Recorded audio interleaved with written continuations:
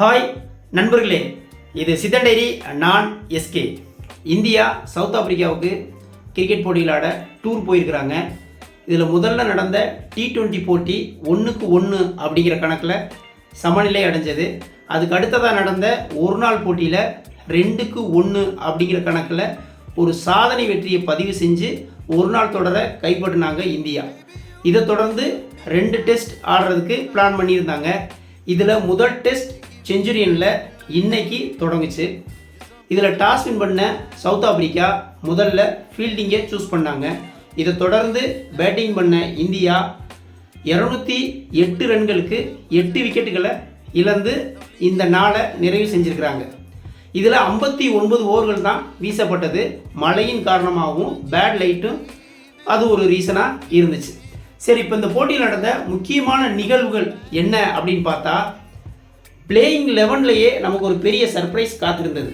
என்ன அப்படின்னா, ரவீந்திர ஜடேஜாவுக்கு பதிலாக பிளேயிங் 11ல் ரவிச்சந்திரன் அஸ்வின் ஆடினாப்புல. இதுக்கு காரணமாக கடைசி நேரத்தில் ரவீந்திர ஜடேஜாவுக்கு ஏற்பட்ட ஒரு முதுகு வலி காரணமாக ரவிச்சந்திரன் அஸ்வின் பிளேயிங் 11ல் இடம் பிடிச்சதா சொன்னாங்க. இதுவுமே ஒரு நல்ல விஷயமா பார்க்கப்படுது. ஏன்னா ரவிச்சந்திரன் அஸ்வின் ஏற்கனவே 488 விக்கெட்டில் எடுத்துருக்கிறாப்புல. இன்னும் 12 விக்கெட்டுகள் எடுத்தால் 500 விக்கெட்டுகள் அப்படிங்கிற ஒரு மைல் கல்லை எட்டுவாப்புல. ரசிகர்களும் ஆவலோட எதிர்பார்த்து காத்திருக்கிறாங்க. இன்னொரு முக்கியமான விஷயம் என்ன அப்படின்னா, விராட் கோலி 17 ரன்கள் அடிச்சிருந்தப்ப சவுத் ஆப்பிரிக்காவுக்கு எதிராக அதிகபட்சமாக ரன்கள் அடித்த இந்தியாவோட 3வது பிளேயர் அப்படிங்கிற ஒரு பெருமைக்கு சொந்தக்காரராக ஆயிருக்கிறாப்புல. ஏற்கனவே சச்சின் டெண்டுல்கர் 25 போட்டிகளில் ஆடி 1701 ரன்கள் அடித்து முதல் இடத்துல இருக்காப்புல. 2வது இடத்துல சேவாக் 15 போட்டிகள் ஆடி 1306 ரன்கள் அடித்து 2வது இடத்துல இருக்காப்புல. ராகுல் டிராவிட் 21 போட்டிகள் ஆடி 1272 ரன்கள் அடித்து 3வது இடத்துல இருந்தாப்புல. இப்போ இதைத்தான் விராட் கோலி 17 ரன்கள் அடித்தது மூலம் இந்த ராகுல் டிராவிட்டை ஓவர் கம் பண்ணி 3வது இடத்த பிடிச்சிருக்கிறாப்புல. அடுத்தடுத்ததாக சேவாக்கையும் சச்சின் டெண்டுல்கரையும் கூட முந்துறதுக்கு இந்த 2 டெஸ்ட் போட்டிகள் ஒரு காரணியாக இருக்கலாம் அப்படின்னு ரசிகர்கள் நம்புகிறாங்க. இன்னும் 3 இன்னிங்ஸ் இருக்குது. நிச்சயமாக 2வது இடத்துக்கு வரக்கூடிய வாய்ப்புகள் அதிகபட்சமாக இருக்குது. சச்சின் டெண்டுல்கருடைய ரெக்கார்டை முறியடிக்கவும் இது ஒரு வாய்ப்பாக அமையும். இது விராட் கோலிய ரசிகர்களுக்கு ரொம்பவே ஒரு உற்சாகமாக அமைஞ்சிருக்குன்னு கூட சொல்லலாம். இந்தியாவுடைய டாப் ஆர்டரை பொறுத்த வரைக்கும் ரொம்பவும் எதிர்பார்க்கப்பட்ட ரோஹித் சர்மா, ஜெய்ஸ்வால், ஸ்ரேயஸ் ஐயர் இவங்க 3 பேரும் அடுத்தடுத்து, ரோஹித் சர்மா ஒரு 5, ஜெய்ஸ்வால் ஒரு 17, சுப்மான் கில் ஒரு 2, இவங்க 3 பேரும் அடுத்தடுத்து அவுட்டாக 24 ரன்களுக்கே 3 விக்கெட் முக்கியமான விக்கெட்டுகளை இழந்து ஒரு பெரிய தடுமாற்றத்தை இந்திய அணி சந்தித்தாங்க. அடுத்ததாக இறங்கின விராட் கோலியும் ஸ்ரேயஸ் ஐயரும் ஒரு அருமையான பார்ட்னர்ஷிப்பை போட்டு விராட் கோலி 38, ஸ்ரேயஸ் ஐயர் 31 அப்படின்னு ஒரு வலுவான நிலையை நோக்கி போகும்போது மீண்டும் ரபாடா 2 பேர்த்துக்குமே ஒரு செக்கை வைக்கிறாப்புல. அடுத்தடுத்து 38 ரன்களில் விராட் கோலியும் 31 ரன்களில் ஸ்ரேயஸ் ஐயரையும் ரபாடா தூக்குறாப்புல. இந்த ரபாடா இந்த இன்னிங்ஸில் மிகச்சிறப்பாக பந்து வீசி 5 விக்கெட்டை எடுக்கிறாப்புல. இதில் இன்னொரு விஷயம் சொல்லணும் அப்படின்னா, ஆரம்பத்திலேயே விராட் கோலிக்கும் ஸ்ரேயஸ் ஐயருக்கும் 4 ரன்களாக இருந்தப்போ ஒரு ஈஸியான கேட்சை மிஸ் பண்ணுறாங்க. ஸ்ரேயஸ் ஐயருக்கு ஜான்சனும், விராட் கோலிக்கு சோர்சியும் ஒரு கேட்சை மிஸ் பண்ணுறாங்க. இது அப்போவே அந்த கேட்சை பிடிச்சிருந்தாங்க அப்படின்னா 24க்கு 3 இருந்தது, 44க்கு 5 விக்கெட் ஆகிருக்கும். இந்தியா ஒரு மிகப்பெரிய வீழ்ச்சியை சந்திச்சிருக்கும்.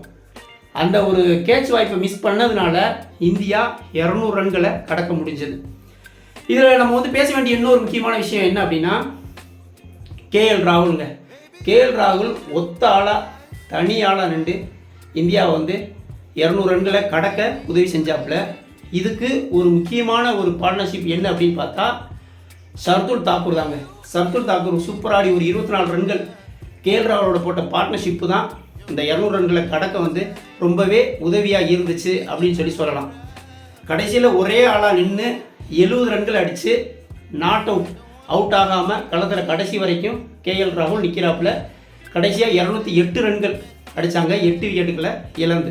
குறிப்பிட்டு சொல்ல வேண்டிய இன்னொரு விஷயம், 19வது ஓவர்லேயே சவுத் ஆப்பிரிக்காவுடைய கேப்டன் டெம்பா பவுமா ஒரு இன்ஜூர்டாக அதோட போட்டியை விட்டு விளைகிறாரு. அதை தொடர்ந்து டீன் எல்கர் தான் வந்து சவுத் ஆப்பிரிக்காவை வழி நடத்துகிறாப்புல. சவுத் ஆப்பிரிக்காவுடைய வேகப்பந்து அட்டாக்குக்கு காரணம் அந்த டீன் எல்கர் தான். ஸ்பின்னே எதுவுமே யூஸ் பண்ணலை. மேக்ஸிமம் முடிஞ்ச அளவுக்கு ரபடா, பர்கர், ஜான்சன் சொல்லிட்டு வேகப்பந்தாக போட்டு இந்தியா வந்து நிலக்கொலையாக வச்சாங்க அப்படின்னே சொல்லலாம். இப்போ 208 ரன்கள் அடிச்சிருக்கிறாங்க இந்தியா. நாளைக்கு இன்னும் மீதம் 2 விக்கெட் இருக்குது. கேஎல் ராகுல் களத்தில் நிற்கிறாப்புல. இன்னும் கூடுதலாக ஒரு 40லேருந்து ஒரு 50 ரன்கள் அடித்தாலே இந்தியாவுக்கு வந்து ஒரு நல்ல விஷயமா பார்க்கப்படும். ஒரு 250 டார்கெட் பண்ணினாங்கன்னா கொஞ்சம் நல்லா இருக்கும். ஏன்னா கடைசியாக 2 விக்கெட் தான் இருக்குது. அதனால் ஒரு 250 அடிச்சுட்டு இந்தியாவுடைய பவுலிங் ஆப்ஷன்ஸ் வந்து நல்லா வச்சுருக்கிறாங்க. பும்ரா, பிரசித் கிருஷ்ணா, சிராஜ், இவங்க 3 பேரும் வந்து நல்ல ஒரு ஃபார்மில் இருக்காங்க. இது தவிர சர்துல் தாக்கூர் 4 வந்து ஃபாஸ்ட் பவுலிங் வச்சுருக்கிறாங்க. சவுத் ஆப்பிரிக்காவை ஒரு குறைஞ்ச ரனில் சுருட்னா 2வது இன்னிங்ஸ் வந்து நிச்சயமாக இந்தியா நல்லா விளையாடுவாங்க அப்படிங்கிற ஒரு நம்பிக்கையும் இருக்குது. இதுவரைக்கும் சவுத் ஆப்பிரிக்காவில் டெஸ்ட் சீரீஸ் வந்து ஜெயிச்சதே இல்லை. ஆனால் இந்த முறை அந்த வரலாறை இந்திய அணி மாற்றி காமிக்கும் அப்படின்னு வந்து இந்திய ரசிகர்கள் வந்து நம்புகிறாங்க. இனி நாளைய 2வது நாள் போட்டியை நாளைக்கு நம்ம இன்னொரு வீடியோவில் பார்ப்போம். இந்த வீடியோ பிடிச்சிருந்தா லைக் கமெண்ட் பண்ணுங்கள். குறிப்பாக நம்மளை மாதிரி ஒரு சின்ன யூடியூபர்லாம் சப்ஸ்கிரைப் பண்ணி சப்போர்ட் பண்ணுங்கள் மக்களே. நன்றி.